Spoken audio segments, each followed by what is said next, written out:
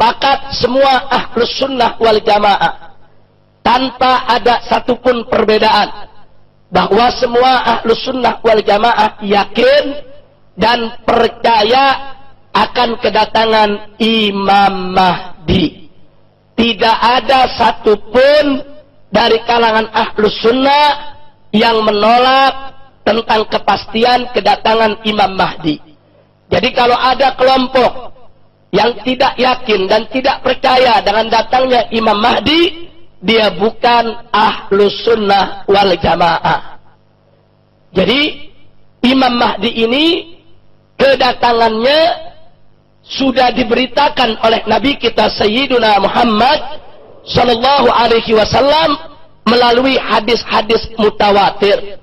Hadis yang disampaikan oleh para sahabat, tabi'in, tabi'in dengan jumlah yang banyak sampai kepada kita, sehingga tidak pantas lagi untuk diragukan kesahihannya karena derajatnya sudah mencapai tingkat tawatur. Nah, kemudian yang kedua, masih soal Imam Mahdi. Yang menjadi keyakinan ahlus sunnah adalah sepakat bahwa Imam Mahdi merupakan zuriyah Nabi kita Sayyiduna Muhammad sallallahu alaihi wasallam. Dan ini sekaligus menjadi bukti sebagaimana tadi disinggung oleh Al-Ustadz Al-Habib Ali bin Hasan, yaitu Al-Bahar, bahwa keturunan Nabi kita alaihi salatu wassalam tidak akan terputus sampai hari ini, saudara. Nah, salah satu buktinya adalah ini, di mana Imam Mahdi nanti akan datang dari zuriyah Nabi. Jadi kalau ada yang mengatakan zuriyah Nabi sudah terputus, kalau ada yang mengatakan hari ini sudah tidak ada lagi zuriyah Nabi, lalu dari mana itu Imam Mahdi datangnya? Sementara berdasarkan keyakinan ahlus sunnah wal jamaah yang bersumber dari hadis-hadis yang sahih, bahwa Imam Mahdi adalah keturunan daripada Sayyidatuna Fatimah Zahra radhiyallahu taala anha, yang merupakan putri kesayangan Nabi kita Sayyiduna Muhammad sallallahu alaihi wasallam. Nah, dari sini kita tahu kalau ada kelompok-kelompok yang mengakui seseorang sebagai Imam Mahdi padahal yang bersangkutan bukan zuriyah Nabi. Kalau ada kelompok-kelompok yang mengklaim pimpinannya sebagai Imam Mahdi, sebagaimana sering terjadi di zaman kita sekarang ini, ketahuilah bahwa mereka bukan ahlus sunnah wal jamaah. Jadi Imam Mahdi tidak akan datang dari keturunan yang lain kecuali dari keturunan Nabi kita Sayyiduna Muhammad sallallahu alaihi wasallam. Nah, kemudian yang ketiga, masih soal Imam Mahdi. Bahwa Imam Mahdi, Nabi mengabarkan ismuhu ismi, kata Nabi. Nama Imam, kata Nabi, nama Imam Mahdi itu sama dengan namaku. Nama Nabi kita adalah Sayyiduna Muhammad. Berarti Imam Mahdi juga bernama Muhammad. Nah, kemudian selanjutnya ciri ahlus sunnah seputar Imam Mahdi yang keempat, yang merupakan ciri ahlus sunnah wal jamaah yang ke-56, bahwa Imam Mahdi pasti akan memimpin dunia. Karena begitulah hadis yang datang dari Nabi. Imam Mahdi itu akan memimpin dunia, akan menegakkan khilafah. Ini suatu kepastian, merupakan dalailun nubuwah. Ini merupakan bagian daripada bukti kenabian Nabi kita Sayyiduna Muhammad sallallahu alaihi wasallam yang akan terbukti di kemudian hari. Manakala Imam Mahdi itu datang, dia akan melakukan tugasnya sebagaimana yang sudah ditetapkan oleh Allah Subhanahu wa taala, dan dia pasti akan memimpin dunia. Karena dalam satu hadis tegas Nabi mengatakan, akan datang dari keturunanku yang akan memimpin dunia dan memenuhi dunia dengan keadilan. Dia akan memimpin dunia Islam. Jadi semua umat Islam akan disatukan. Pada saat Imam Mahdi ini muncul, saudara, umat Islam dari berbagai macam kalangan semua akan bersatu berjuang di bawah panjinya insya Allah. Yang kelima, masih seputar Imam Mahdi. Imam Mahdi bukan hanya akan memimpin dunia, kata Nabi, akan memenuhi dunia dengan keadilan. Jadi kalau di kemudian hari ada sosok pemimpin, dia memimpin dunia, mengaku Imam Mahdi, tapi yang bersangkutan berbuat zalim, berbuat jahat, berbuat munkar, melanggar daripada ketentuan Allah dan Rasulnya, ketahuilah kalau yang bersangkutan adalah Imam Mahdi palsu. Imam Mahdi yang asli adalah keturunan Nabi bernama Muhammad, memimpin dunia dan memimpin dengan keadilan.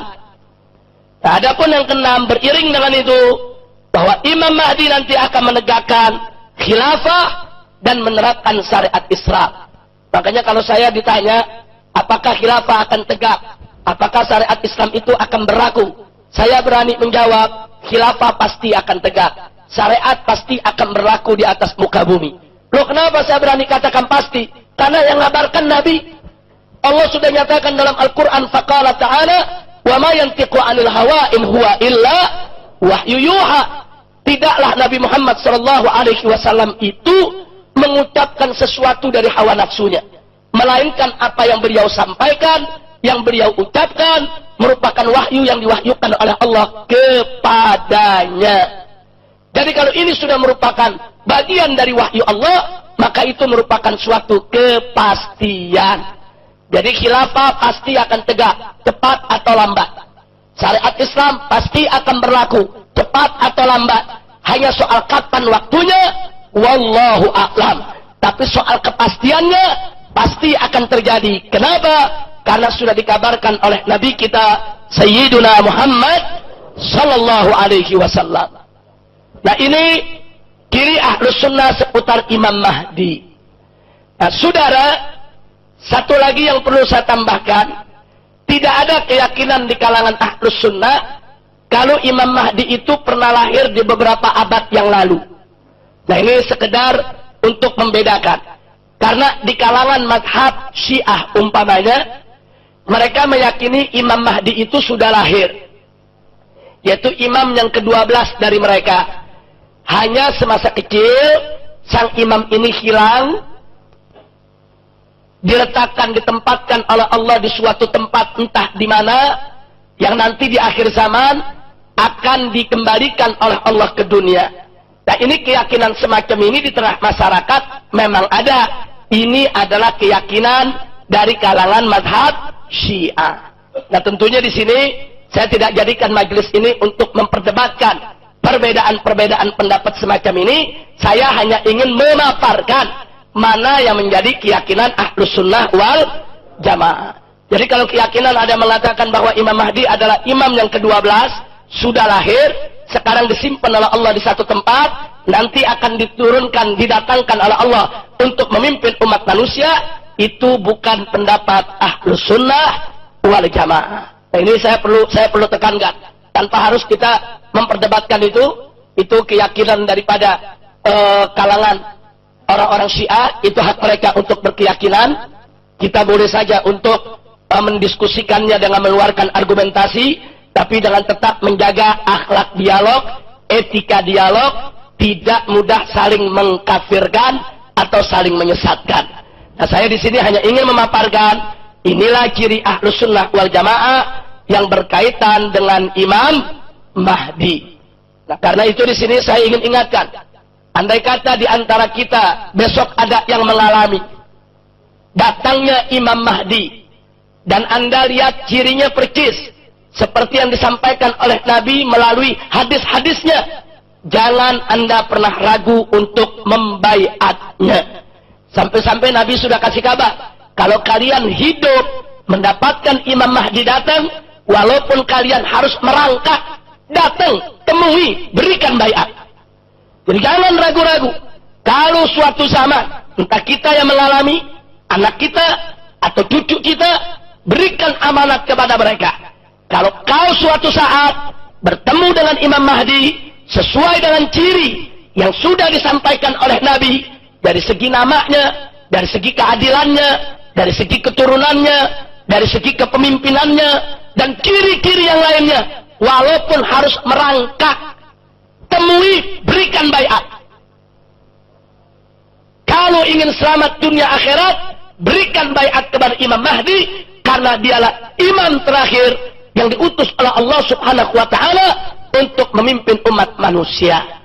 Jadi mereka yang tidak mau memberikan baiatnya, yang tidak mau memberikan sumpah setianya, yang tidak mau ikut kepada Imam Mahdi, berarti mereka tidak ikut kepada ajaran Nabi kita Sayyiduna Muhammad sallallahu alaihi wasallam.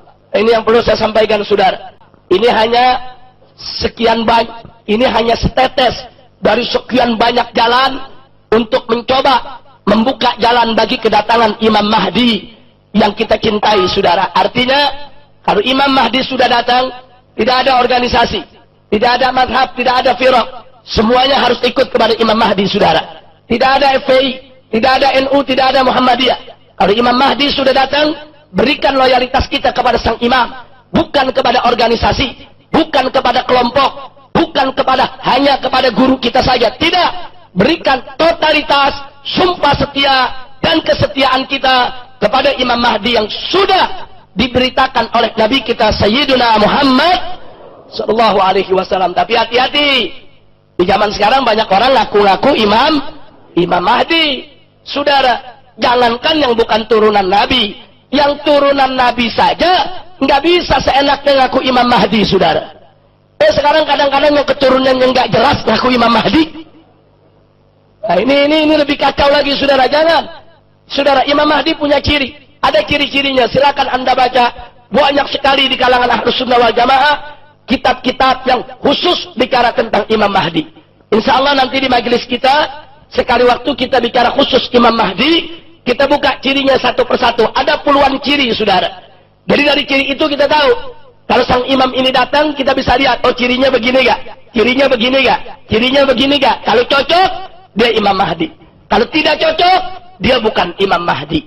Jadi jangan sembarangan untuk mengakui seseorang sebagai Imam Mahdi tanpa dirujuk kepada hadis Nabi kita Sayyiduna Muhammad sallallahu alaihi wasallam. Karena Lia Eden sendiri ngaku Imam Mahdi. Belakangan ngaku sebagai Jibril, dia bilang yang jadi Imam Mahdi anaknya, saudara. Ini jadi kacau balau. Mudah-mudahan Allah selamatkan kita dari fitnah semacam itu. Amin ya rabbal